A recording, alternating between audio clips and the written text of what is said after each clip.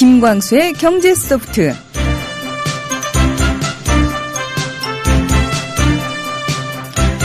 국민TV 라디오 매주 목요일 저녁 7시는 경제 공부를 하는 날입니다. 하지만 부담 안 가지셔도 돼요. 그냥 귀만 크게 열어놓으시면 되거든요. 왜?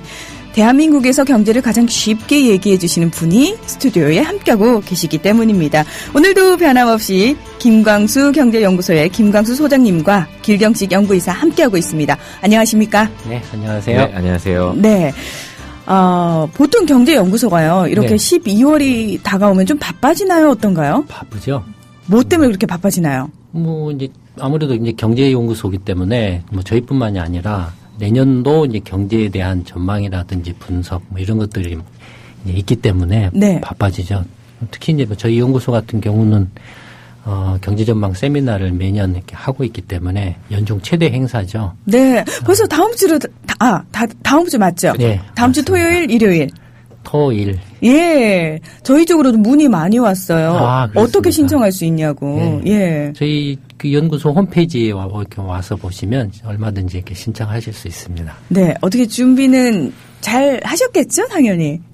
지금 정신없습니다.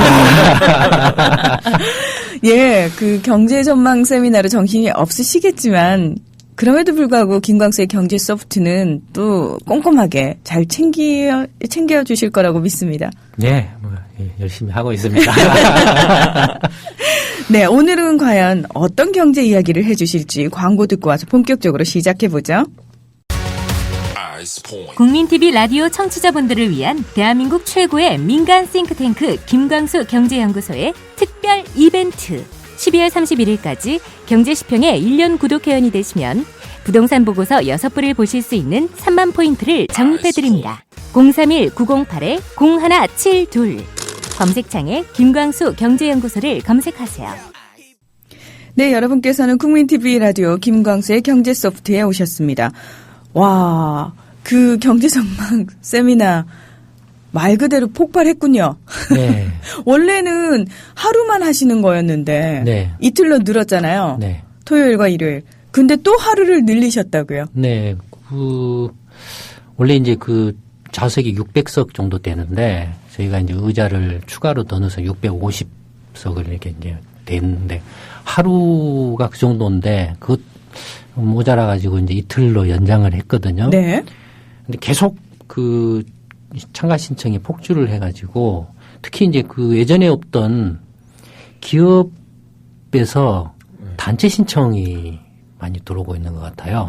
아마 이제 위에 경영진에서 가서 들어봐라라고 지시를 했는지 어쩐지는 모르겠지만 기업 보면 신청자를 보면은 같은 회사 사람들이 쭉 있어요. 네. 근데 보면은 어떤 기업은 이제 직접 그 대표가 직접 오고 전 임원들도 가서 다 들어라라고 필참 지시를 내렸다라고 해서 신청이 들어오기도 하고 어떤 이제 기업이나 은행 같은 데는 막 20명, 30명씩 이렇게 단체로 들어오고 있거든요. 그래서 그 마감을 했습니다. 그 토요일과 일요일 날 그 하루 연장한 걸 이제 마감을 했는데 마감한 후에도 계속 들어와서 네네. 이거 다음 주 토요일, 일요일 날 예, 그 신청을 못 하신 분들이 그때 또 막 밀려 들어버릴 가능성이 높아서 그러면 이제 혼란에 빠져버릴 위험이 크거든요. 그래서 또 부득이 12월 14일 날 일주일 뒤에 토요일 날 하루 마지막으로 늘리기로 결정을 했습니다. 근데 그걸 어제 이제 그 결정을 해서 어제 올렸더니 벌써 지금 100명 가까이 찼어요. 어떻게든 국민TV 그 김광수의 경제소프트 영향이라고 저희가 좀 깔때기를 좀 대봐도 되겠습니까? 네, 그 영향이 있죠. 크죠. 예. 예. 와, 어떠세요? 이렇게 많은 관심을 사실은 받게 되면은 기분도 좋고 굉장히 네. 하지만 부담도 있으실 것 같고 책임감도 무거워지실 것 같고요. 네, 근데 부담이나 물론 책임감은 있지만 부담은 벌써 몇 년째 하고 있는 거고. 네. 그다음에 이제 작년까지만 해도 일체 이런 언론이나 매체의 그 홍보가 없이 저희 자체적으로 했었거든요. 네. 그런 상태에서도 거의 1000명 가까이 있으셨기 때문에 근데 올해는 아무래도 이제 경제 소프트라든지 이제 좀 이렇게 많은 분들이 관심을 가져주셔서 이제 아마 그 영향인 것 같아요. 효과인 것 같아요. 그래서, 전국 각지에서 많은 분들이 이렇게 신청을 하셔서 지금 현재 12월 7일과 8일만 해도 지금 1,400명 정도 됩니다. 네. 신청자 수가. 근데 이제 12월 14일 날 하루 마지막으로 더 늘렸기 때문에 이게 다 차면은 거의 2,000명 가까이가 지금 세미나를 듣는다라는 건데. 네네. 정말로 이제 내년에는 그 올림픽 체조 경기장 빌려서 해야 될 것 같아요. 정말로.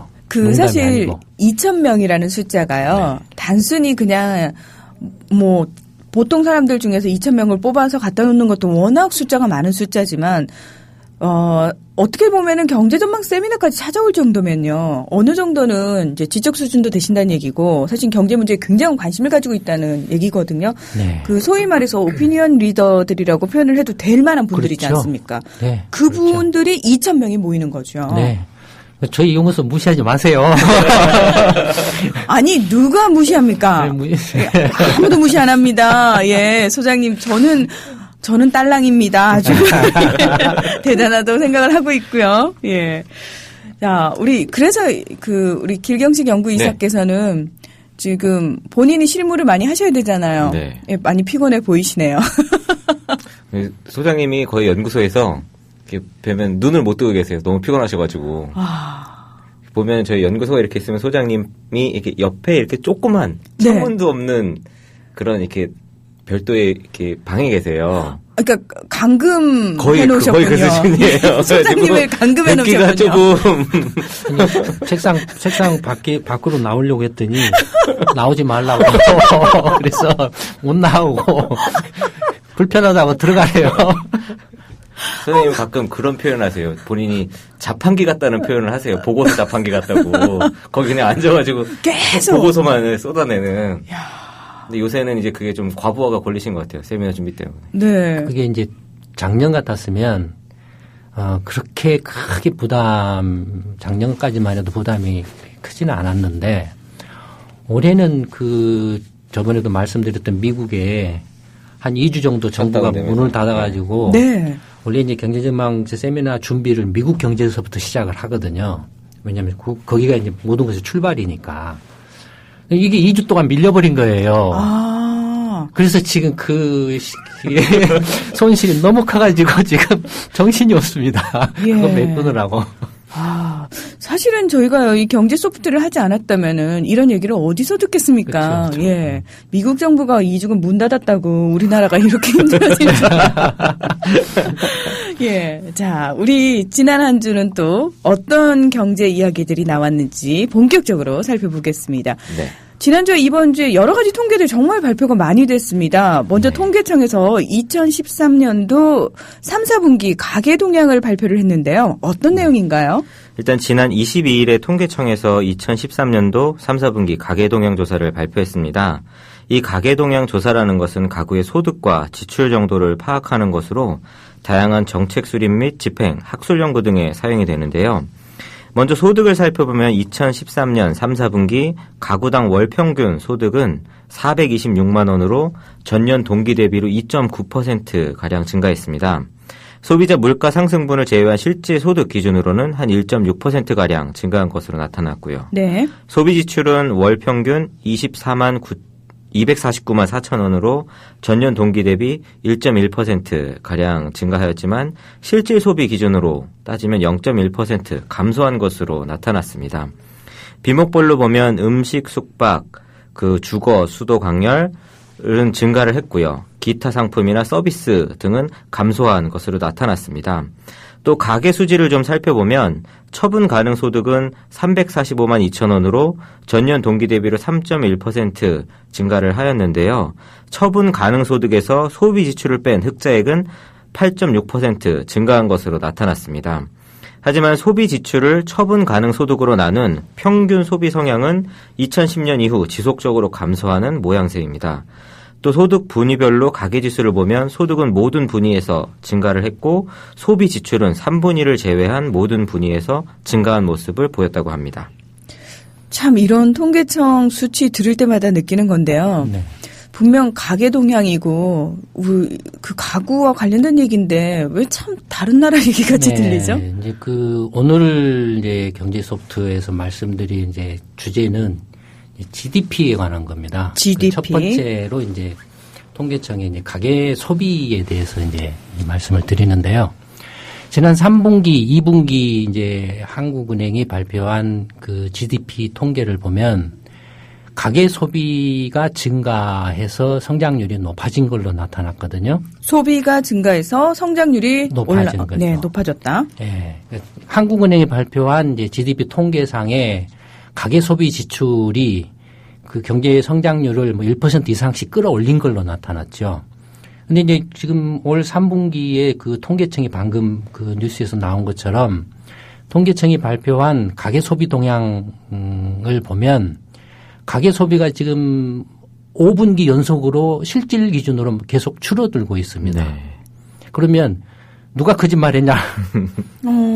그렇죠. 그러니까 소비가 늘어서 성장률이 증가했다고 분명히 발표를 했는데 네. 실질 소비 기준으로 보면은 자꾸 5분기 동안 감소하고 있다. 네, 그러니까 통계청에서 직접 이제 그 가구들을 대상으로 해서 이게 설문조사를 한 결과는 네.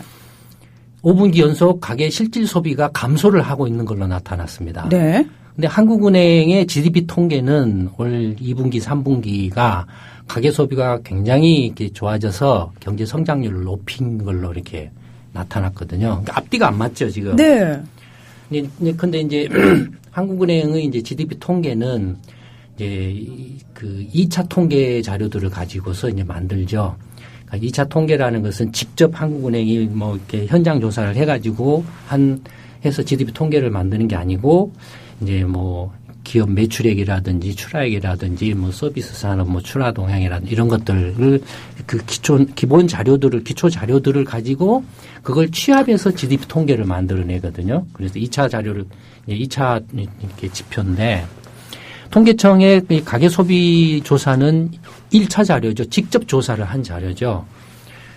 근데 이제 어떻게 조사를 하면 전국에 8,700가구를 대상으로 해서 이제 설문조사를 해가지고 예, 각 지역별로 또는 뭐 계층별로 이렇게 통계적인 기법에 따라서 이렇게 이제 조사를 했겠죠. 그러니까 표본 조사를 했겠죠. 한 거죠. 예. 예. 그러니까 그 어느 것이 더 실제 가계 소비 상황을 정확하게 반영한다라고 이렇게 생각하시나요? 우리 문화원에서 생각하시기에. 제 생각에는 당연히 그냥 표본 조사한 게 그나마 더 그렇죠. 정확하지 않을까. 네. 실제로 통계청이 이제 그 표본 조사한 것도 물론 그 문제가 좀 있긴 있습니다. 원래 이제 그 GDP 통계를 보면 가장 GDP 통계가 빨리 나오는 나라가 미국입니다. 그다음에 미국과 한국이 거의 비슷하게 나와요. 미국은 한국 경제 12배, 13배 되는 나라인데도 거의 동시에 한국과 GDP 통계가 같이 나와요. 예를 들어서 3분기 같으면은 7, 8, 9월 달인데 10월 한 25일쯤 3주 후에 25일, 27일 3주 후쯤에 미국하고 한국의 GDP 통계가 나와요. 그렇게 빨리 나온다는 거는 뭐. 그러니까 미국 같은 경우는 어마어마하게 통계 그 시스템이나 미국 공무원들의 태반의 일이 다 통계 작성이에요. 아. 통계 관련한 공무원들이 엄청나요. 왜냐면은 그 경제가 제대로 돌아가고 있는가를 이렇게 보려면은 먼저 정확하게 진단을 해야 되거든요. 그 진단을 할 수 있는 게 통계입니다. 그러니까 통계에 대한 신뢰성과 정확성이 얼마나 그 중요하냐에 따라서 그 경제 자체 그 상태를 정확하게 진단하느냐 못하느냐가 직결되는 겁니다. 그렇죠. 그러니까 미국의 경우에 보면은 이 통계 정비 시스템의 어떤 그 뭐랄까요 어떤 체계라든지 이런 걸 보면 어마어마합니다. 그러니까 한국하고 GDP 통계가 거의 같이 나와 버려요. 그 다음에 이제 그 일본하고 유럽이 이제 한국하고 미국에 비하면은 한 열흘에서 한 보름, 2주 정도 늦게 나옵니다. 그러면요, 소장님, 네. 우리가 미국과 비슷한 시기에 나온다는 건 우리도 그렇게 통계 공무원이 어마어마해서 그런 건가요? 그렇지는 않고요. 그래서 통계 이제 제가 이제 뭘 말씀드리려고 하냐면 네. 일본이 한국보다 GDP 통계가 2주 가까이 늦게 나와요. 네. 늦게 나오는 이유가 뭐냐면 통계의 정확성을 높이기 위해서 보강 조사를 합니다. 일본은행이, 일본 정부가. 어떻게 조사를 하냐면, 이제 전에도 말씀드렸던 것은 GDP 통계라는 것은 예를 들어서 각 기업들이 이제 그 뭐 출하하게 된 매출액을 가지고서 이제 거기서부터 이제 산업연관표를 이용해 가지고 부가가치액을 뽑아내거든요. 네, 지난번에 한번 설명을 해 주셨어요. 네, 중간 투입 부분을 다 제거하고 난 이제 부가가치 부분만 뽑아낸 게 이른바 이제 GDP거든요. 근데 그러니까 제일 처음에 그래서 각 이제 업종별로 생산액이나 아니면 생산액이나 출하액이나 이런 걸 가지고서 이제 1차적으로 부가가치액을 뽑아낸 다음에 그걸 이제 전환해 가지고 소비라든지 기업 투자라든지 정부 지출 이런 걸로 바꾼다 그랬잖아요. 네. 근데 그렇게 일본도 똑같이 합니다. 똑같이 하는데 특히 이제 미국이나 일본 경제 같은 경우는 GDP에서 가계 소비가 차지하는 비중이 크다 보니까 가계 소비에 대한 통계가 잘못되면은 통계 전체가 어그러져 버린다라는 거죠. 그래서 일본 같은 경우는 한국하고 똑같이 1차적으로 하지만 그다음에 보강을 하는 게 뭘 하냐면은 일본 전국에 40만 가구를 표본 조사를 합니다. 40만 가구요? 네, 40만 가구에 대해서 그 설문조사를 합니다. 이렇게 정해가지고 그래서 만행씩을 줘요. 설문지를 쓰면은 40만 가구면 어느 정도냐면 일본에 이제 근데 인구가 1억 2천만 명이거든요. 3인 가족으로 치면 4천만 가구입니다. 근데 일본은 또 이렇게 그 단신 그 1인 가구가 많기 때문에 한 500만 가구 정도 되면 가구 수로 치면은 근데 어쨌든 4천만 가구라고 치면은 40만 개면은 만 가구당 얼마입니까? 전 숫자에 약해요. 아, 약해요? 40만, 네.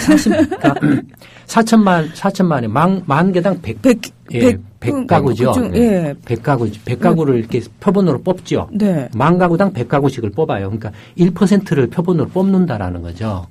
만약에 6천만 가구, 6,500만 가구라고 치어도 한 몇 가구가 되나요? 40만 가구면은. 6, 7에 42 하니까 거의 한 60가구에서, 만 가구당 60가구에서 70가구 정도를 표본으로 뽑는다라는 겁니다. 방금 이제 통계청이 가계소비 조사를 했잖아요. 네. 8,700가구를 조사를 했어요. 우리는 8,700가구, 네, 일본은 40만 가구. 네, 한국의 경우에 가구 수가 3인 가족으로 치면 인구가 5천만 명이니까 3인 가족으로 치면은 얼마입니까? 1,700만 가구죠. 네. 그러면 1,700만 가구에서 8,700개를 뽑아보니까 얼추 계산하면은 만 가구당 5가구를 표본으로 뽑아요. 차이가 너무 나는데요. 네. 그러니까 예. 만 가구에서 5가구 뽑은 통계 신뢰도가 얼마나 되겠느냐라는 거죠. 그나마 일본은 1차적으로 그 GDP 통계를 만들어내 가지고 그 GDP 통계를 별도로 정확도를 높이기 위해서 40만 가구를 조사를 해 가지고 가계 소비 지출을 정확도를 높입니다. 조사를 해 가지고. 네. 그래서 한국보다 한 열흘에서 2주 정도 늦게 나와요. 그러니까 일본의 GDP 통계는 상당히 정확도가 높습니다. 신뢰할 만합니다. 한국의 경우에는 같은 통계 그 통계를 생산해내는 기관인 한국은행과 통계청이 가계 소비 지출에 대해서 정반대 통계를 내놓고 있는 상황이 벌어지고 있는 거죠, 지금. 아, 이게 굉장히 부끄러운 일이네요. 말도 안 되는 상황이 벌어진 거고. 네, 그러니까 예. 그래서 이제 GDP 통계를 볼 때는 단지 그냥 이렇게 가계 소비 지출이 얼마다 그래서 뭐 경제가 좋아졌다라고 이렇게 보지 마시고 이런 통계청에서 직접 가구를 대상으로 해서 표본 조사한 자료들을 또 같이 참고해서 봐보시라라는 겁니다. 봐보시고 특히 이제 이건 1차 자료이기 때문에 통계청의 설문조사는 직접 조사한 자료이기 때문에 그나마 더 현실에 더 가까울 가능성이 높다라는 표본수가 너무 적어서 문제지만 네.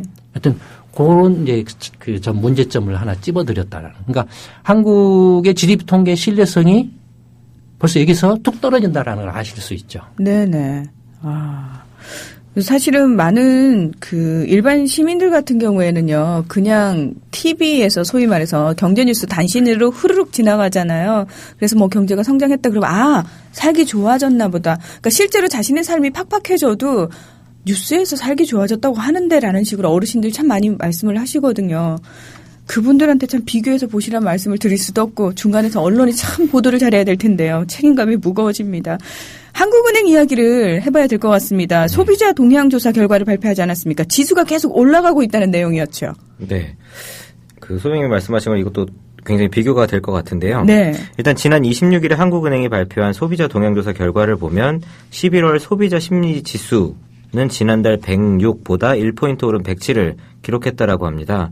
2009년 말 이후 지속적으로 하락하는 모습을 보이다가 올해 들어 완만히 상승하는 모양새를 보이고 있는데요. 이 소비자 심리 지수라는 것은 전국에 2,200여 가구의 설문조사를 하는 것으로 이 지수가 상승한다라는 것은 소비자들이 현재 경기가 나아지고 있다고 판단을 하고 있다는 의미라고 한국은행은 설명을 하고 있습니다.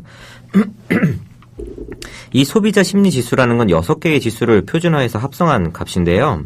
가계의 재정 상황에 대한 인식을 나타내는 현재 생활 형편 CSI라는 건 92, 생활 형편 전망 CSI라는 건 100으로 나타났고 가계 수입 전망 CSI라는 건 101, 소비 지출 전망 CSI라는 건 110으로 나타났습니다. 그리고 가계의 경제 상황에 대한 인식을 나타내는 현재 경기 판단 CSI는 87로, 향후 경기 전망 CSI는 98로 나타났는데요. 각 지수를 해석을 해보면 결국 가계는 가계의 형편이나 앞으로의 경기 전망은 6개월 전보다 현재 안 좋게 인식하고 있고 6개월 후도 안 좋을 거라고 인식하는 가구가 많다라는 이야기고요. 하지만 소비 지출은 증가할 것으로 보고 있는 것으로 나타난 결과라고 할 수 있습니다. 예, 말도 안 되는 엉터리 통계 대표적인 예죠. 예, 황당한 이야기죠. 네, 아니 이게 뭔 숫자는 많이 나오고요. 무슨 얘기는 많이 나오는데 이 용어 자체도 어려울 뿐만 아니라 이건 어떻게 저희가 해석을 해야 되는 겁니까? 네, 이제 그 소비자 심리 지수나 뭐 이런 거 뭐 일종의 이제 뭐 전화를 걸어서 물어보는 거겠죠. 아니면 네. 뭐 설문지를 돌려서 이렇게 물어보고 그게 응답 오면은 그걸 가지고서 이제 근데 보통 일반 사람들이 경제가 좋아질 거냐 나빠질 거냐면은 뭐라고 대답하겠습니까? 그러니까 대부분.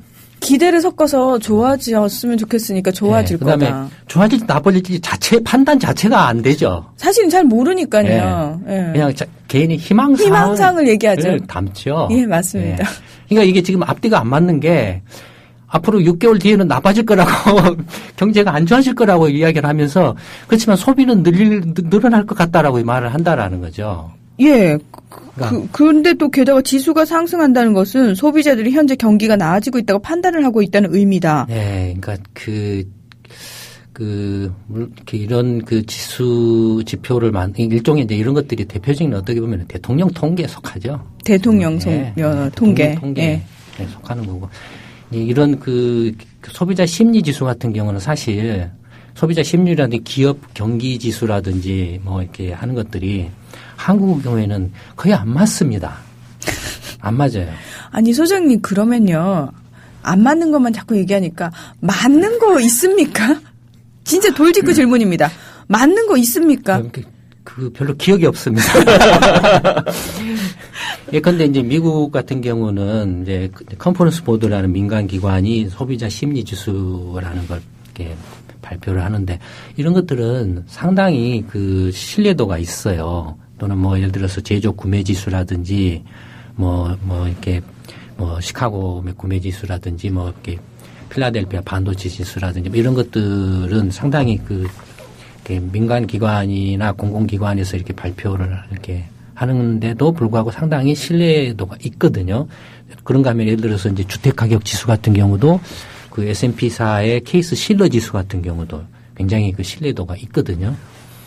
한국의 경우에 이런 이른바 기업 경영자들에게 앞으로 기업 경기가 좋아질 거냐 나빠질 거냐 아니면 일반인들한테 경기가 좋아질 거냐 나빠질 거냐 뭐 소비를 좀 늘릴 거냐 줄일 거냐 하고 이렇게 물어보는 것들은 그와 관련된 다른 조금 더 객관성이 있는 지표하고 비교하면 전혀 연동을 하지 않습니다.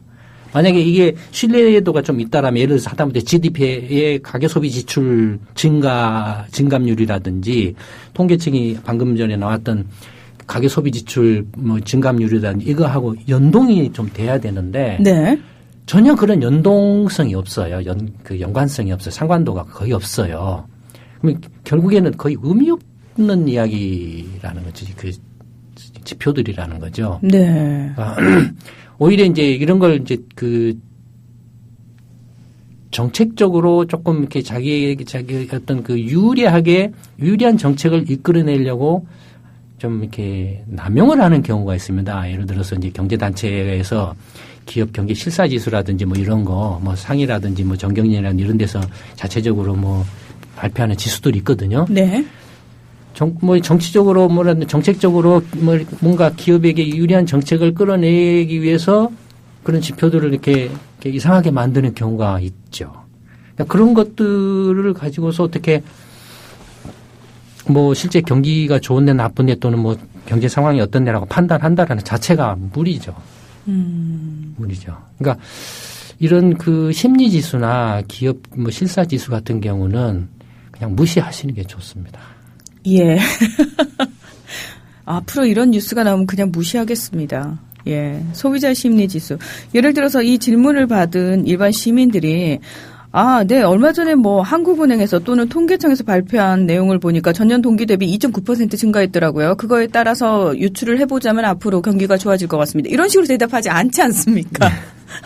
그렇기 때문에 말 그대로 희망사항을 얘기하는 상황인데. 예. 무의식적으로 이제 예를 들어서 이제 언론이나 TV 방송 같은 데서 경기가 좋아지려고 하고 있습니다. 바닥을 치고 올라가려고 하고 있습니다.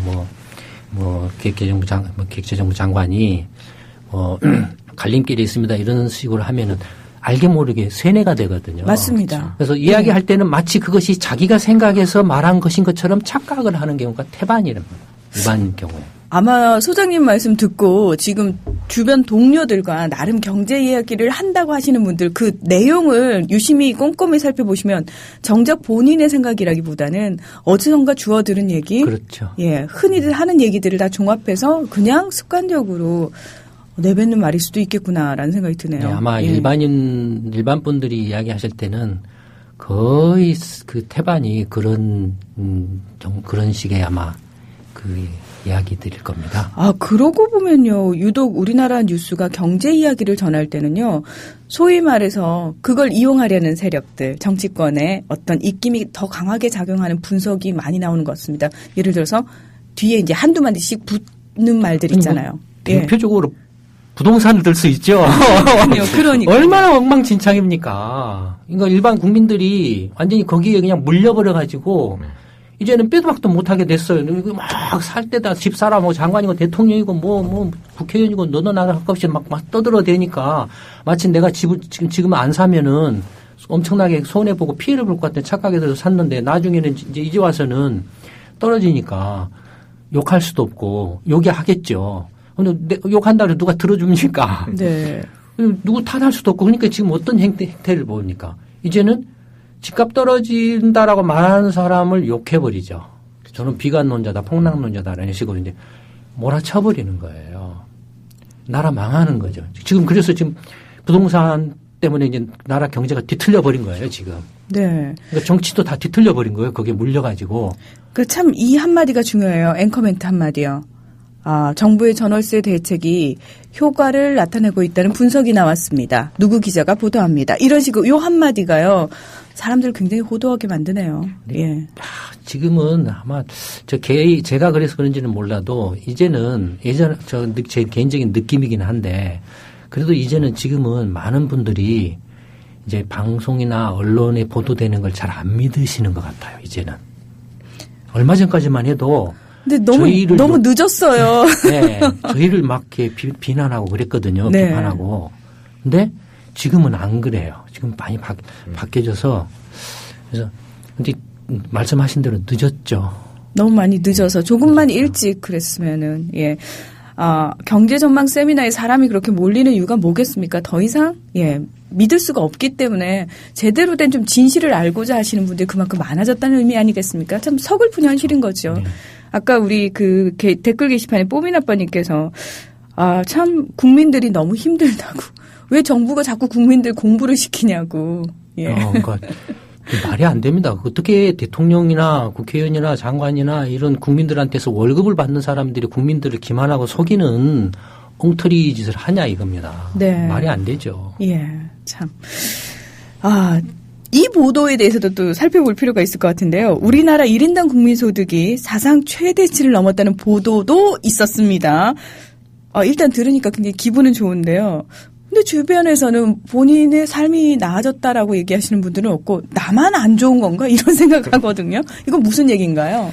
일단 지난 25일에 금융권에 따르면 우리 올해 국민 총소득 추계치를 인구로 나눈 1인당 국민소득이 24,000달러를 넘을 것으로 전망이 됐다라고 합니다. 네. 이에 따라서 우리나라 1인당 국민소득이 언제쯤 이제 3만 달러, 4만 달러를 넘어설 것인가에 대한 기대감도 있는 것 같은데요. 하지만 올해 이렇게 큰 폭으로 1인당 국민소득이 늘어난 요인은 국민 총생산, 그러니까 GDP의 증가와 원달러 환율의 하락을 꼽고 있습니다. 게다가 인구도 지난해보다 0.5% 미만으로 적게 늘어난 것도 이 1인당 국민소득이 늘어나는데 영향을 주었다고 합니다. 또 반면 일부에서는 이 1인당 국민소득이 사상 최대를 기록하더라도 실질적인 삶의 질을 높이는 것은 아니라는 지적도 나오고 있는데요. 특히 고소득층과 저소득층 간의 양극화 문제는 더욱 심해지고 있다는 우려의 목소리도 나오고 있습니다. 또 낮은 출산율과 빠른 고령화는 앞으로 소득 향상에 부정적인 영향을 미칠 것으로 분석이 되고 있습니다. 네, 역시 24,000달러라는 숫자에 혹할 것이 아니라 그 내용을 살펴봤어야 되는 문제네요. 네. 이것도 지금 작금의 물론 이걸 이제 출처가 금융기관인 걸로 이렇게 알고 있는데. 네.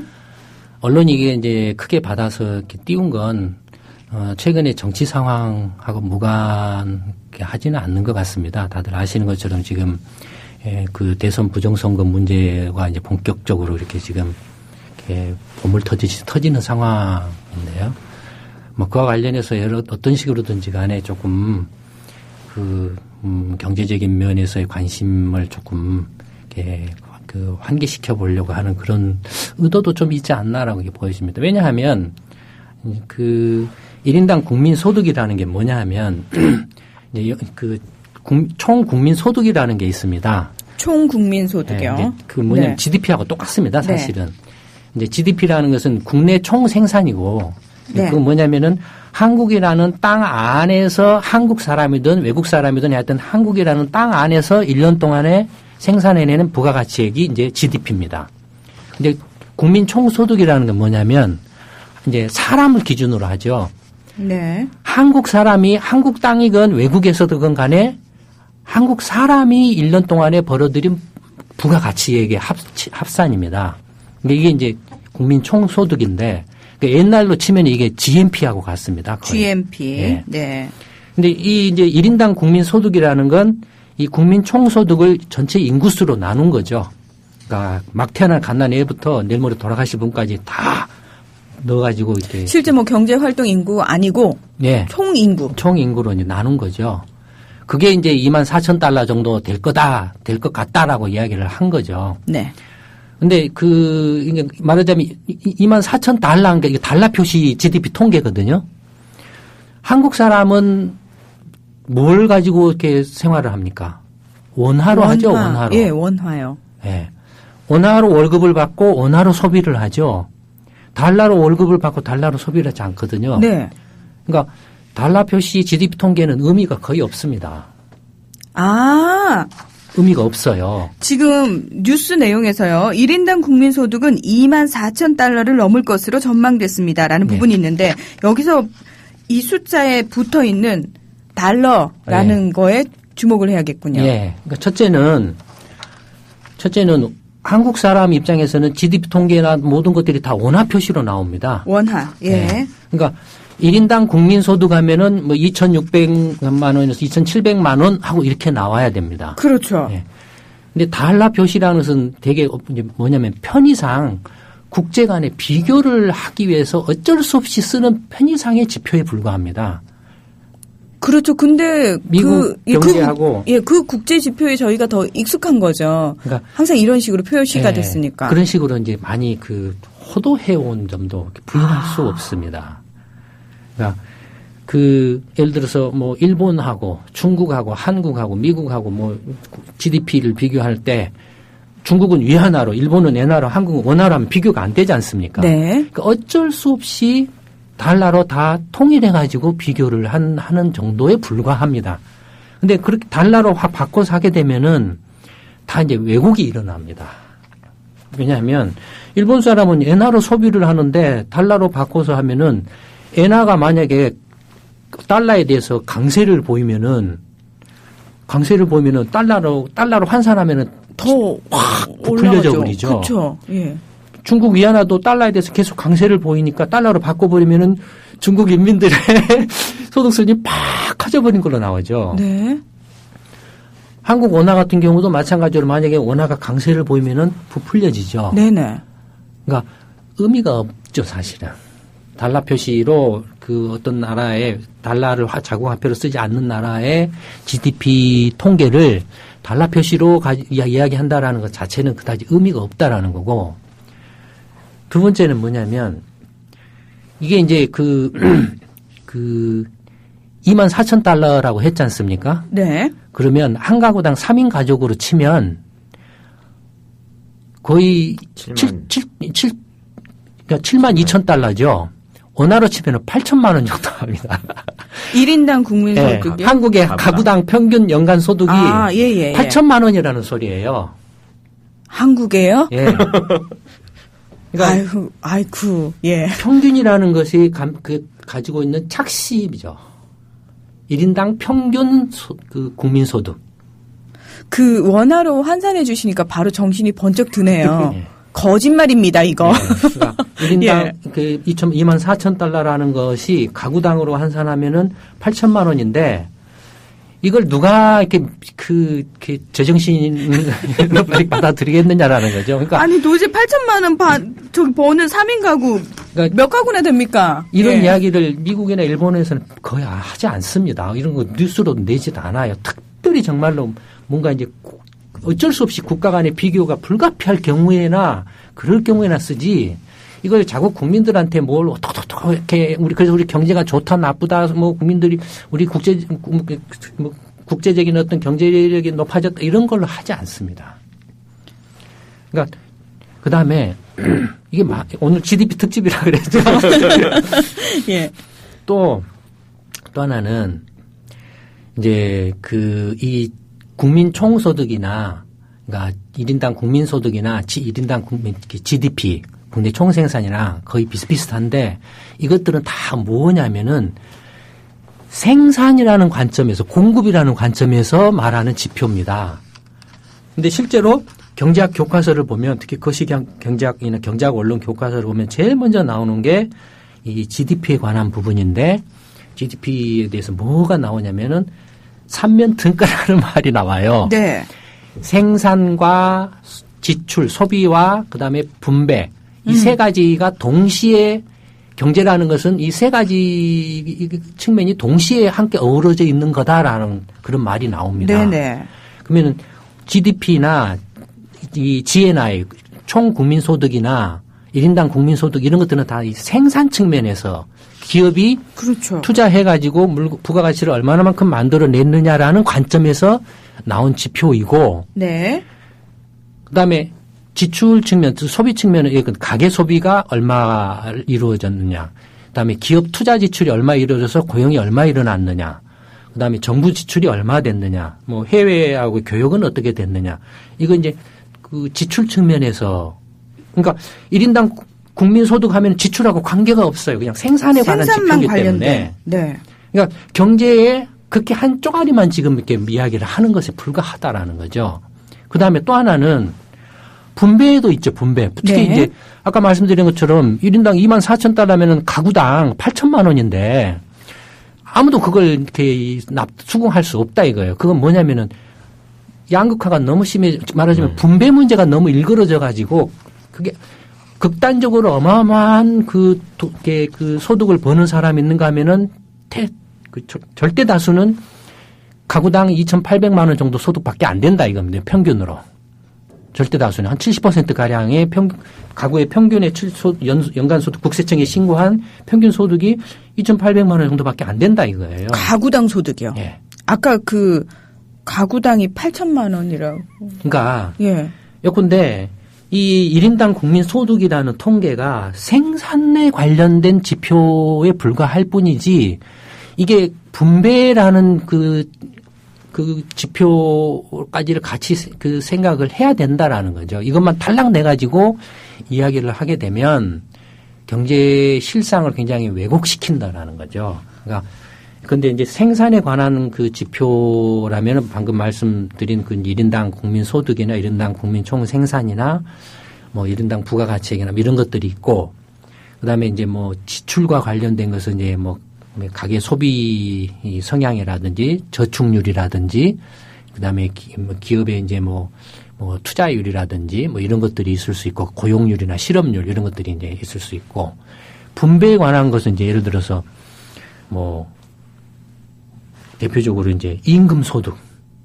임금 소득. 예, 임금 소득. 분배에 관련된 것들이 임금 소득, 그다음에 이자나 배당 소득. 이자나 배당 소득은 기업 소득이거든요. 네네. 그다음에 뭐 이제 사업 소득이나 자영업자들 소득. 그러니까 번 돈을 누가 어떻게 나눠 갖고 있느냐를 나타내는 거죠. 그다음에 사회 보장 수입이라든지 지출 같은 거. 연금이라든지 실업수당 이런 것들, 그다음에 정부가 세금으로 떼가고 하는 것들, 이런 것들이 이제 분배에 관련된 것들. 그래서 대표적인 분배 관련된 것들로 예를 들어서 이제 소득의 불평등을 나타내는 게 뭐 진위계수라든지, 네, 진위계수. 그다음에 노동소득 분배율이라든지, 네, 전체 부가가치 GDP 중에서 그 임금으로 얼마를 주고 기업이 얼마를 가져가고 정부가 세금으로 얼마를 떼가느냐 하는 그런 노동소득 분배율, 자본소득 분배율 이런 것들이 이제 분배와 관련된 지표들이죠. 그러니까 근데 뭐 이런 1인당 국민 소득을 이야기할 수도 있다 이겁니다. 첫째는 원화 표시로 하고 이 자체만으로는 생산에 관련된 것이기 때문에 국한된 것인 것 때문에 굉장히 그 왜곡이나 착시를 불러일으킬 위험이 높다라는 거죠. 그래서 이런 것들을 보도할 때는 지출 측면의 지표하고 분배 측면의 지표도 동시에 실어서 해야 된다라는 거죠. 장난이 아니죠. 정말로 언론이 제대로 된 언론 역할을 한다라는 게 장난이 아니다라는 거죠. 경제부 기자는 아무나 시키면 절대 안 되겠습니다. 네, 미국이나 일본이나 유럽 같은 데 보면은 전문가입니다. 전문가예요. 네. 우리 내가조아님께서 이래서 뉴스에서 경제 얘기가 나오면 와닿지 않는 거였다고. 맞습니다. 실제 우리 삶하고 너무 동떨어졌고 우리에게 경제 뉴스에서 끊임없이 얘기해 주던 그 지표들이요. 사실은 다 쓰잘데기 없는 얘기들이었고 쓰잘데기 없는 거라면 좋지만 국민들을 현혹하고 호도하고 오히려 흔들려고 왜곡시켜 버리는 저희 오늘 사실 저도 마찬가지입니다. 처음 들었어요. 왜냐하면은 이게 참 웃긴데요. 대선 후보들이 공약이라는 걸 할 때 소위 경제와 관련된 공약을 할 때 뭐 경제 민주화 얘기도 합니다만 이명박 대통령이었나요? 예, 이명박 씨가 칠사칠 했잖아요. 그건 미친 사람이죠, 완전히. 4만 달러가 무슨 의미가 있냐라는 거죠. 근데 그거에 사람들이 넘어갔어요. 장밋빛 희망을 꿈꾸고. 아니 그때 그러면 소장님 한 말씀을 좀 했죠, 많이 했죠. 근데 왜 우리 걔는 안 들렸을까요? 힘이 없어서 제가. 소장님 힘 키우시고요. 저는 힘이 있습니다. 근데 이제 키워주셔야 제가 그냥. 이제는 만약에 이 방송을 들으신 분들은요, 나중에라도 어떤 대통령 후보가 나와서, 뭐, 소득을 몇 달러로 얘기를 한다면은 질문을 이렇게 하겠네요. 자, 원화로 표시를 해달라. 원화로. 그리고. 굳이 그렇게까지 할 필요가 있을까요? 왜냐하면은 이런 부분에 있어서요. 사실은 저희, 왜 대통령 후보를 자꾸 먼 데서 찾으려고 하시죠? 이상하네. 그런 의미였군요. 죄송합니다, 소장님. 제가 생각이 짧았습니다. 배꼽 사과드리고요. 예. 만약에, 맞습니다. 경제가 정말 문제라고 생각을 한다면 기업인을 대통령으로 뽑을 것이 아니라 경제를 제대로 공부한 사람을 뽑았어야 되는 게 맞는 겁니다. 예, 기업 경영과 국가 경영은 전혀 다릅니다. 다릅니다. 예. 그럼에도 불구하고 거기에 희망을 걸었던 국민들이었고 사실은 그 폐해가 지금 나타나고 있는 거 아니겠습니까? 예, 이런 측면에서 경제 소프트가 더 소중해지는 프로그램이구나 그 생각을 하게 됩니다. 우리 쥐왕의 추억님께서요.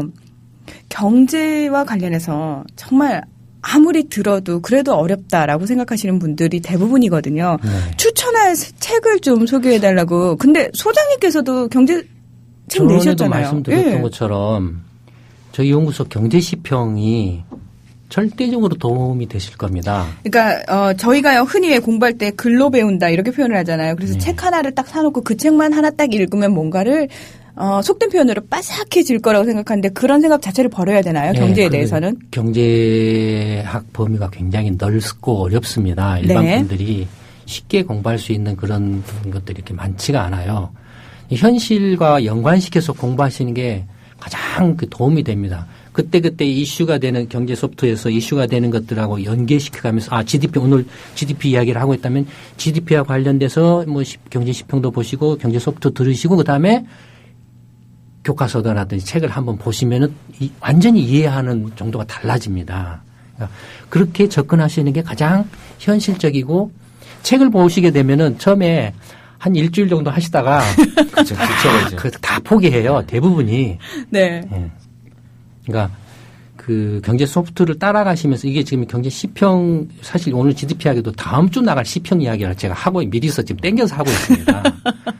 그래서 안 물려 있어요. 그래서 기리사께서는 표정이 조마조마하신 거예요. 소장님이 자꾸 유료 네, 저는 근데 이 자료인데. 경제시평 이야기하면 어떤 말씀을 네. 드리냐면 왜 다들 이제 뭐 이번에 같은 경제전망 세미나라든지 무슨 뭐 그런 이제 특효약 이런 거를 많이 찾으시잖아요. 한 방에. 네. 예. 근데 경제시평은 이게 꾸준히 매주 나오거든요. 네. 이거를 왜 우리가 가끔 보양식이나 특별식은 먹지만 매일 밥을 먹어야 살잖아요. 경제시평이나 경제 공부도 마찬가지인 것 같아요. 이 꾸준히 차근차근 쌓아가야 이렇게 몸도 건강해지고 성장하고 그 다음에 나중에 이제 뭐 특식이고 보양식 이런 걸 먹을 수 있는 거지. 그런 거 바탕이 없이 한 방에 모든 걸 끝내려고 하시면 결국 본인도 힘들고 그 결국 좋은 효과를 내지 못하는 거거든요. 그런 건 없다는 월급 거죠. 올려줘야 되는데. 근데 이게 예. 진짜로 그 세미나나 이런 데 오시는 분들 이렇게 만나뵈면 그냥 되게 평범한 가정 주부세요. 근데 경제시평을 처음에는 너무 어려워서 이게 넘기기도 힘들었다고 하시는데 한 6개월 정도 지나니까 그래도 뉴스나 이런 데 나오는 얘기가 무슨 얘기구나 이게 조금씩 들어온다는 얘기를 하시더라고요. 네. 그래서 처음에 조금 읽기 힘드시고 뻑뻑하시더라도 좀 참고 그냥 계속 읽으시면 6개월에서 1년 정도 지나면 확실히 좀 달라지시는 것 같아요. 네. 김광수 경제연구소에 이제 회원으로 가입을 하셔가지고 그런 자료들을 받아보시는 분들이 꽤 많지 않습니까? 근데 정말 송구스럽고 민망한 얘기긴 한데요. 아직까지도 우리 사회에는 그런 자료들, 사실은 이 경제연구소가 굉장히 열심히 노력해서 만들어낸 보고서임에도 불구하고 내가 돈을 지불한다는 거에 대해서 거부감을 가지신 분들이 많습니다. 이거 굉장히 부끄러운 얘기이기도 한데요. 이런 부분에 있어서 속이 많이 타시죠? 네, 뭐 예. 그건 감내하고 갈 수밖에 없는 문제죠. 네. 그래서 이런 부분에 있어서 이런 생각을 좀 타파해서는 한 말씀 부탁드릴게요. 네, 뭐 앞으로 이제 그 국민 TV가 또 이제 TV 방송도 뭐 시작을 하신다라고 하셨기 때문에 그렇게 되면 이제 아마 저희 연구소를 더욱더 이제 필요로 하실 거라고 생각합니다. 그래서 국민 TV를 보시는 분들이나 또 이런 라디오를 청취하시는 분들, 뭐 조합원이 됐든 청취자가 됐든 뭐 애청자 여러분들이 저희 연구소에서 경제 시평을 만드는데 한 10여 명 되는 젊은 사람들이 밤낮을 이렇게 고생하면서 만들고 있어요. 네. 하늘에서 떨어지거나 땅에서 솟아나는 건 아닙니다. 그렇다고 뭐 통계청이나 한국은행처럼 그렇게 대충 끼워 맞추게 하는 것도 아니고요. 네, 왜냐하면 저희는 예. 그 일반 그 시정의 일반 사람들에서부터 뭐 대학 교수나 이렇게 좀 전문가들까지 층이 굉장히 넓어요. 그러니까 어느 누구한테도 공격을 받을 수가 있어요. 엉터리 자료를 내면. 그렇죠. 그러니까 경제 세미나도 2,000명 가까이가 만약에 이렇게 되는데 엉터리를 이야기해 보세요. 금방 공격을 받습니다. 그러니까 저희는 10번 중에 9번을 잘해도 한 번 잘못하면은 망해버립니다. 신뢰도가 확 떨어지는 거죠. 반면에 재벌 연구기관이나 국책 연구기관은 10번 중에 9번 틀리고 한 번 잘하면 그게 튀어요. 왜냐하면 대서특필 해주거든요. 언론에서 난리가 나거든요. 그러니까 정말로 그런 이야기를 제가 이렇게 잘 하지는 않습니다만 김광수 경제연구소가 대한민국에서 이렇게 생겨났다라는 게 저는 기적이라고 생각합니다. 제가 생각해도 기적 같은 일이라고 생각을 해요. 저는 유지되고 있는 게 기적 같아요. 네. 사실은. 예. 네. 지금까지 4년 동안 이렇게 누구 도움을 받지 않고 자력으로 이렇게 버텨왔다라는 것만 해도 정말 기적 같은 일이죠. 물론 많은 분들이 의무량으로 많이 이렇게 공감하고 저희 자료들을 이제 구독을 해 주시니까 지금 민간 전문 기관 중에서 이렇게 자생적으로 유지하고 있는 거의 저희 연구소가 유일무이할 겁니다. 쉽지 않은 일이죠. 네. 예. 현수맘님께서요, 경제 10평 중고생이 봐도 되나요? 라는 질문 올려주셨거든요. 고등학생 중에서 경제학을 공부하고 싶어 하는 학생이라면 몰라도 중학생은 조금 어렵다고 생각합니다. 중학생은 조금 어렵고, 이제 고등학생. 대학생과 네. 특히 대학원생은 필독서예요. 왜냐면은 가끔 가다가 이제 미국이나 이런 데서 전화가 와요. 네. 박사과정에는 유학생이 전화를 해와요. 논문 주제 상의를 해와요. 그러니까 경제 관련해서 경제 공부를 하고 보면서 있는 유학생이. 예, 구독을 해서 보거든요. 왜냐면 이제 메일로 가니까 파일로 가니까 미국엔 어디든 다 보거든요. 그렇죠. 그래서 가끔 가다가 국제 전화가 와요. 예. 그러니까 그 글로벌하게 정말로 저희 연구소는 그 경제 시평은 2000년에 연구소 시작할 때 그 당시 이제 후에 경제부총리 한 분이 저희 그때 보고서를 보시고 이 정도면은 미국에서 $10,000를 해도 아깝지 않다. 벌써 14년 전에 한 이야기입니다. 네. 아깝지 않다. 연구소를 이제 처음 이렇게 시작을 하겠다고 하니까 반대하고 말렸어요. 망할 거라고 제가 한국에서는 10년 앞서간다라고 말렸어요. 막 그러면서 이제 너무나 안타깝고 아깝지만 한국에서는 우리 문화나 교수님 이야기하신 것처럼 돈 대고 보지 않는다. 네. 10년 후에 해라 차라리 라고 말렸는데 하여튼 결과적으로는 지금 14년째 이렇게 해오고 있죠. 그러니까 벌써 그때도 그런 정도의 어떤 그 평가를 이렇게 받았거든요. 실제로 또 가끔 가다가 이제 외국에서도 이렇게 연락이 와서 이렇게 하면은 거의 뭐라 할까요?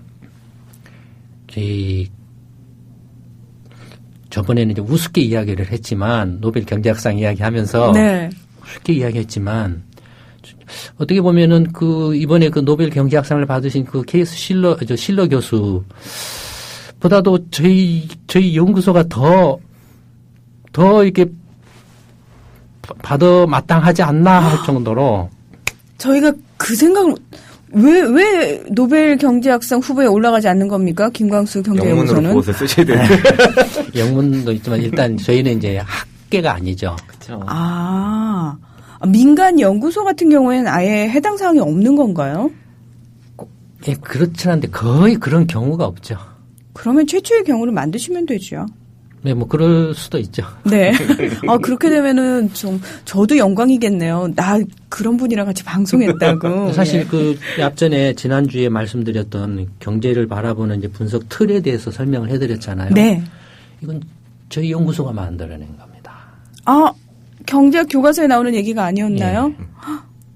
저희 연구소가 거의 10년 전에 한 이야기예요. 네. 책에도 있어요. 10년 전에 나온 책에도 있어요. 그러니까 근데 이게 이제 노벨 경제학상을 받을 수 있는 연구 주제를 이렇게 관련된 이야기를 할 수 있는 무궁무진한 틀입니다. 이게 나중에 기회가 되면 한번 또 이야기하겠지만, 네. 그러니까 경제학계 박사나 학위나 이렇게 논문을 쓰실 분들은 제 이야기를 이렇게 흘려 듣지 마십시오. 네. 그 경제 분석 틀이 노벨 경제학상을 받을 수 있는 어마어마한 연구 주제들을 담고 있습니다. 내포하고 있어요.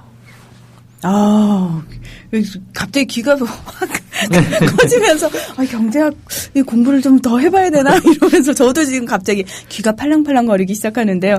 자, 김광수의 경제소프트 사실은 가장 쉽게 말씀을 드립니다라고 얘기를 하면서도 반드시 알아야 되는 요점들이 저희가 있습니다. 그렇죠? 오늘은 GDP와 관련해서 GDP 특집을 해주셨어요. 우리가 놓치고 있는 것들 그리고 사실 경제 뉴스에서 우리가 호도당하고 있는 부분들을 정확하게 짚어주셨는데요.